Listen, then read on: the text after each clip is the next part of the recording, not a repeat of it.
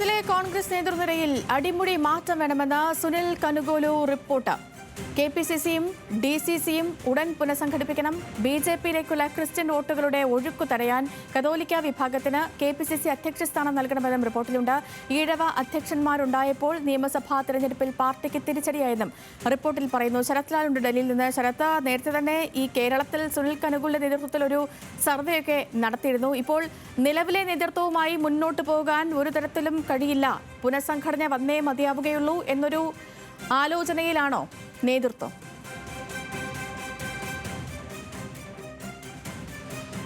Good morning Sreelakshmi. അതുതന്നെയാണ് KPCC പൂർണ്ണമായി പുനഃസംഘടിപ്പിക്കുക. KPCC മാത്രമല്ല DCC പൂർണ്ണമായി പുനഃസംഘടിപ്പിക്കുക. സംഘടനാപരമായിട്ട് കേരളത്തിൽ കോൺഗ്രസ് വലിയ ദൗർബല്യം നേരിടുന്നു എന്ന് ചൂണ്ടിക്കാണിക്കുന്നതാണ് കനകലൂർ റിപ്പോർട്ട്. സുനിൽ കനകലൂർ ഇത് കഴിഞ്ഞ 3 മാസമായി ഇത് സംബന്ധിച്ച റിപ്പോർട്ട് AICCയുടെ കയ്യിലിരിക്കുന്നു. AICC ജനറൽ സെക്രട്ടറി ദീപദാസ് മുൻഷിയുടെ കയ്യിലിരിക്കുന്നു. ഈ ഒക്കെ സാഹചര്യത്തിലാണ് നടപ്പിലാക്കാൻ വേണ്ടി ഒരു ശ്രമം നേരത്തെ നടത്തിയിരുന്നു. അവർ കൂടിയാലോചനകൾ നടത്തിയിരുന്നു ഈ റിപ്പോർട്ടിൻ്റെ അടിസ്ഥാനത്തിൽ. എന്നാൽ അതൊക്കെ പല ഘട്ടങ്ങളിൽ നിന്നുള്ള സമ്മർദ്ദം കാരണം നിർത്തിവെക്കുകയായിരുന്നു. ഇപ്പോഴേതായാലും കോൺഗ്രസിന്റെ 25ഓളം മുതിർന്ന നേതാക്കളെ ഡൽഹിയിലേക്ക് വിളിപ്പിച്ചിരിക്കുകയാണ്. ആ വിളിപ്പിച്ചതിന്റെ അടിസ്ഥാനത്തിൽ ഈ റിപ്പോർട്ടിന്റെ അടിസ്ഥാനത്തിൽ ചർച്ചയാണ്, അല്ലെങ്കിൽ കൂടിയാലോചനയാണ് ഈ യോഗത്തിന്റെ പ്രധാന അജണ്ട. എങ്ങനെയാണ് സംഘടന ശക്തിപ്പെടുത്തുക, ഏത് തലത്തിലാണ് സംഘടന ദൗർലഭ്യം. ആ റിപ്പോർട്ടിൽ എടുത്തു പറയുന്ന വളരെ പ്രധാനപ്പെട്ട ഒരു വസ്തുതയുണ്ട്. KPCCക്ക് സംസ്ഥാന ട്രഷറർ ഇല്ല. കഴിഞ്ഞ 2 വർഷമായി സംസ്ഥാന ട്രഷറർ ഇല്ല. തൃശ്ശൂർ DCC അധ്യക്ഷൻ രാജിവെച്ചിട്ട് ഒരു അധ്യക്ഷനില്ല. അങ്ങനെ നിരവധി വീഴ്ചകൾ ചൂണ്ടിക്കാട്ടിയുള്ള റിപ്പോർട്ടാണ്. അതേപോലെ തന്നെ കോൺഗ്രസിന്റെ പരമ്പരാഗത വോട്ട് ബാങ്കായ ക്രിസ്ത്യൻ വൻ ചോർച്ചയുണ്ടാകുന്നു. ക്രിസ്ത്യൻ വിഭാഗം പൂർണ്ണമായി BJPയിലേക്ക് അടുക്കുന്നു. അതിന്റെ കാരണം ക്രിസ്ത്യൻ വിഭാഗത്തിന് കഴിഞ്ഞ കാലഘട്ടമായി പ്രധാനപ്പെട്ട ഒരു പദവികളും ലഭിക്കുന്നില്ല. അതുകൊണ്ട് തന്നെ ക്രിസ്ത്യനിലെ മുതിർന്നൊരു നേതാവ്, ക്രിസ്ത്യൻ കത്തോലിക്ക വിഭാഗത്തിലുള്ള മുതിർന്നൊരു നേതാവിനെ പരിഗണിക്കണം. ഇങ്ങനെ പരിഗണിക്കുമ്പോൾ അതിന്റെ പ്രധാനമായിട്ടുള്ള ഒരു മാനദണ്ഡം എന്നുള്ളത് യുവത്വമായിരിക്കണം. അതേപോലെ എല്ലാവരും ഒരുമിച്ച് കൊണ്ടുപോകുന്നതായിരിക്കണം. ഇതിലെ 2 പേരുകളിൽ വളരെ പ്രധാനപ്പെട്ട പേരുകളായി റിപ്പോർട്ടിലുണ്ട്. ഒന്ന് അത് ആന്റോ ആന്റണിയുടെ പേരാണ്. പത്തനംതിട്ട MP ആന്റോ ആന്റണിയുടെ പേരാണ്. കോട്ടയം DCC അധ്യക്ഷൻ, അതിനുശേഷം MP-യുമായ 15 വർഷത്തോളം MP-യുമായ അനിൽ ആന്റണി ക്രിസ്ത്യൻ സഭകളുമായിട്ട് വളരെ അടുത്ത ബന്ധമാണ്. ഈ ബന്ധം ക്രിസ്ത്യൻ സഭകൾക്ക് കത്തോലിക്ക സഭകൾക്കും അതുപോലെ മറ്റു ക്രിസ്ത്യൻ സഭകൾക്കും ആന്റോ ആന്റണിയുടെ പൂർണ്ണ വിശ്വാസമാണ്. പിന്നെ മറ്റൊരു പേരുള്ളത് യുവത്വത്തിലെ പേര് കൊടുക്കുന്ന റോജി ജോൺ MLA ആണ്. റോജി ജോൺ MLAക്കാണ് പ്രിയങ്ക അടക്കമുള്ള വ്യക്തികളുടെ പിന്തുണ ഉണ്ട് എന്നാണ് പറയപ്പെടുന്നത്.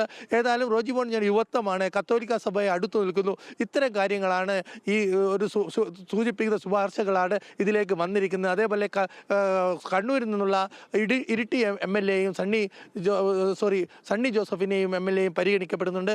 ഇതൊക്കെ നോക്കുകയാണെങ്കിൽ കത്തോലിക്ക വിഭാഗത്തിലുള്ള വോട്ട് ചോർച്ചയാണ് കോൺഗ്രസിന് മധ്യ തിരുവിതാംകൂർ തിരിച്ചടി ഉണ്ടാവുന്നത് എന്ന ഒരു സാമുദായിക സമവാക്യങ്ങൾ കൂടി പരിഗണിച്ച് ഇപ്പോൾ ഈ ഈഴവ വോട്ടുകൾ, നമ്മൾ ഈ ആറ്റിങ്ങലൊക്കെ നോക്കുകയാണെങ്കിൽ ഈഴവ വോട്ടുകളൊക്കെ BJPയിലേക്ക് പോകുന്ന കാഴ്ചയൊക്കെ നമ്മൾ കണ്ടിരുന്നു. ക്രിസ്ത്യൻ വോട്ടുകൾ BJPയിലേക്ക് ചേർന്ന സാഹചര്യം കേരളത്തിൽ നിലനിൽക്കുന്നുണ്ട്.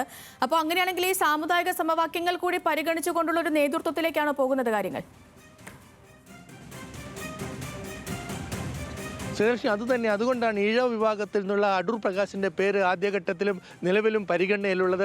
എന്നാൽ ഈഴവ വിഭാഗത്തിന് എപ്പോഴൊക്കെ അധ്യക്ഷ സ്ഥാനം ലഭിച്ചപ്പോഴും VN സുധീരൻ ഈ KPCC അധ്യക്ഷ സ്ഥാനമായപ്പോഴും നിയമസഭാ തെരഞ്ഞെടുപ്പിൽ പരാജയപ്പെട്ടു. മുല്ലപ്പള്ളി രാമചന്ദ്രൻ KPCC അധ്യക്ഷ സ്ഥാനത്തായപ്പോഴും നിയമസഭാ തെരഞ്ഞെടുപ്പിൽ പരാജയപ്പെട്ടു. K സുധാകരൻ വന്നപ്പോഴും നിയമസഭാ തെരഞ്ഞെടുപ്പിൽ പരാജയപ്പെട്ടു. അതായത് സംസ്ഥാന നേതൃത്വത്തിൻ്റെ ഈഴവിൽ വന്ന സമയത്തൊക്കെ സംസ്ഥാന നിയമസഭാ തെരഞ്ഞെടുപ്പുകൾ കോൺഗ്രസിന് തിരിച്ചടിയേറ്റു എന്ന് തന്നെയാണ് ഈ റിപ്പോർട്ടിൽ കണക്ക് വെച്ച് ഉദ്ധരിച്ചുള്ളത്. ലോക്സഭയിലെ തെരഞ്ഞെടുപ്പ് അത് പ്രിയങ്ക ഗാന്ധിക്കും രാഹുൽ ഗാന്ധിക്കും സോണിയാഗാന്ധിയുമുള്ള വിശ്വാസത്തിലാണ് ലോക്സഭയിൽ വിജയിക്കുന്നത്, സംസ്ഥാന നേതൃത്വത്തിലെ വിശ്വാസത്തിലല്ല. ഈ ഒരു വളരെ വ്യക്തമായ കണക്കുകൾ ഉദ്ധരിച്ചുകൊണ്ടുള്ള ഒരു റിപ്പോർട്ടാണ് ഇതിലുള്ളത്. അതേപോലെ തന്നെ DCCകളിൽ സാമുദായിക പ്രാതിനിധ്യം തീരെയില്ല.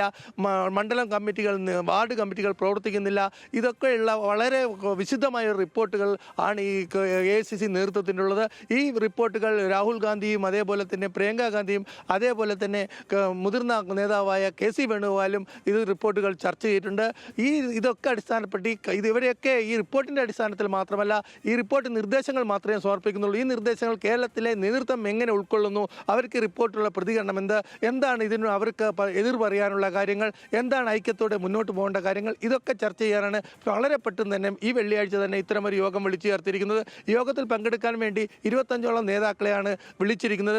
ഇപ്പോൾ കൂടുതൽ പേരെ ഗ്രൂപ്പ് അടിസ്ഥാനത്തിൽ ഏഡ് ചെയ്യണം, വിളിക്കണം എന്ന സമ്മർദ്ദം AICC ജനറൽ സെക്രട്ടറി ദീപദാസ് മുൻഷിക്ക് മേലുണ്ട്.